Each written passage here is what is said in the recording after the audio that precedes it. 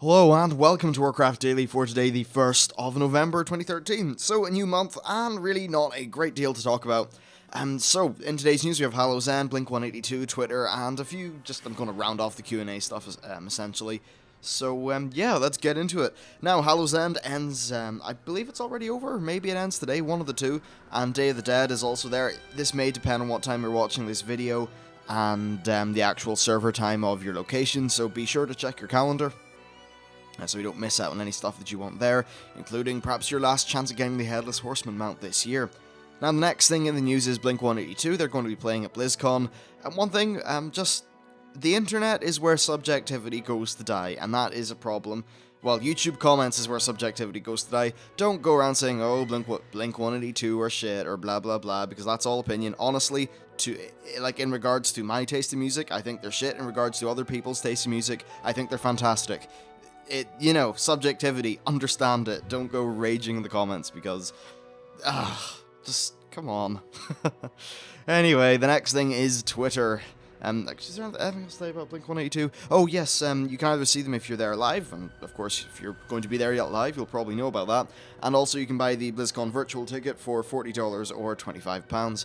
Now next, for Twitter, there's only one thing from Ghostcrawler, and it's actually really good. So someone asked him if there's any plans on implementing respawning inside an instance entrance after raid wipes to avoid twice the loading screens, and he said that it's definitely something they're thinking about, no promises though.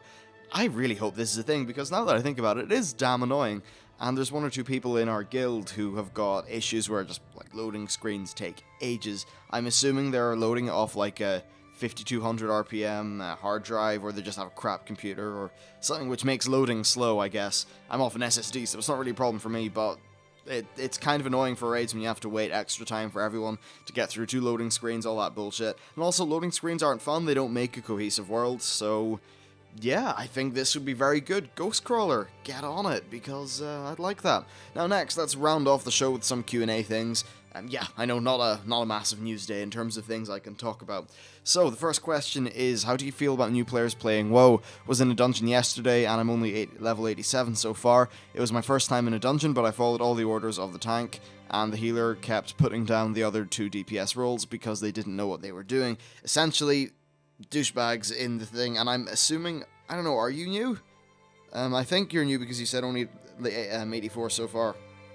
But in general, for new people in WoW, I think that WoW has got a little bit of a problem with teaching people. So it starts off, I think, with a reasonable learning curve, but then the problem is things like dungeons, especially the old world dungeons, which people will be doing, never get harder at all.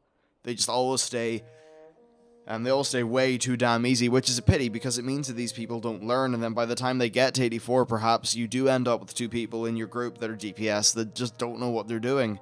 And it's because they were never really taught or forced into a position where they had to learn as they were leveling up. And so that's definitely one kind of issue. For new people in general, though, I think a low-level Proving Grounds is something that will be really good, and they have been talking about it. And there's a lot of people who probably come into this game not even knowing what Tank Healer DPS is. There's probably some sort of good way to explain that via Proving Ground at low level. Or perhaps, actually I think a really cool thing is, if you've ever played a monk, every 10 or so levels, or I don't know how many, however many levels, you get a class quest, and in that you teleport to this shrine in Pandaria, or not shrine, this temple, where you undergo your monk training, which is kind of cool, because it teaches you 1 or 2 things about the game, or gives you a cool quest, that sort of thing. Now, how about they do this for regular classes? So as an example, if you're a warrior, you're taken to somewhere in the command center in Stormwind, or the Valley of Strength in Orgrimmar, and there's some class-specific things you learn there. So perhaps if you're a hunter, they'll teach you a little bit about doing DPS, or if you're a tank, they'll teach you a little bit about tanking, or if you don't know what you are yet, they'll at least teach you what the different roles are, and you can see what you're interested in. I think that would be a really nice and dynamic way to teach these things. I think it would be better than, say, just teaching it via a menu or some game guide, because this is actually done in-game, and it's stuff in-game that's what people actually remember. There's a good quote from Confucius. Yes, I believe it is, hear and forget, see and remember, do and understand. So when people read a game guide, they're essentially kind of hearing, seeing, they're not really, well, they're just hearing, essentially. and they're just going to forget, because really that sort of thing, it doesn't instill or ingrain anything into your head. Actually doing that stuff is going to teach you, and that's why I think that at low levels, maybe Proving Grounds, ramp the difficulty of dungeons up a little bit quicker than they do at the minute, and hopefully that will result in people being just better in general, at least on the leveling up experience. Honestly, I haven't done a low level dungeon in an extremely long time because I just prefer questing, so I can't really speak to any of that. I mean, like, from personal experience, but at least from what I gather from other people and what people have said. That said, like, there's one or two times I have ended up doing a dungeon in, like, Hellfire or something like that, and it's just been stupidly easy, so I totally get the concern. Now, the next question, and the final one for today's show, is, do you use a gamepad, and if so, which one? Well, being a staunch member of the PC Gaming Master Race, I do own a gamepad, as much as that may surprise some people who actually thought I was being serious. I don't play consoles at all, because, honestly, it probably comes off as snobbery, but I cannot play games at 30 frames a second, and anything that's like... Hell, the games don't even run in 720p these days, and honestly, I've really noticed that resolution difference. I'm used to 60 frames a second at 120 Hz, so it's very hard moving to a console for me. And that said, like, even looking at the PS4 and the Xbox One, the PS4 looks tolerable in terms of performance for me. The Xbox One runs games 720p upscale to 1080, so it's like nearly an essential, like, an instant no. The only thing is, Halo does come out on the Xbox One, and I kind of love Halo because it's one of those games I grew up with in school and that sort of thing.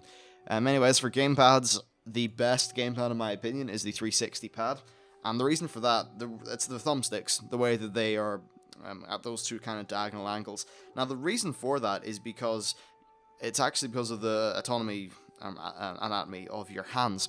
The thumb on your right hand will sort of... They have these, like, ways that they lean, in terms of one prefers to be down and one prefers to be up, and that's why the Xbox's controller is a lot more comfortable to most people than a PlayStation one. Or a PlayStation controller, you'll find, especially on your left hand, there's a little bit more strain on your left thumb than there is on, say, an Xbox controller. Another thing is that the Xbox controller has concave thumbsticks, which means you have far better precision and control, and honestly, I think the thumbsticks on the PS3 controller are absolutely ridiculously bad. The weighting on the 360 pad I think is great, so overall I just think it's the best gamepad there is at the minute. In terms of the basic ones, I would probably like to get a Razer Sabertooth at some point, because I like Razer stuff, B, it looks kind of cool in the functions it can do, and yeah, the only time I use a controller, by the way, it's for like a platform game or a racing game, for all that I play those things. I'm going to be getting into Star Citizen and a few other space-based things soon, so I'll probably just get like a Satiek or Cytec or whatever, X52 like flight stick, and kind of roll the full like flight stick and Oculus Rift setup. That's my plan, so it should be quite fun. But anyway, I think that's enough random rambling.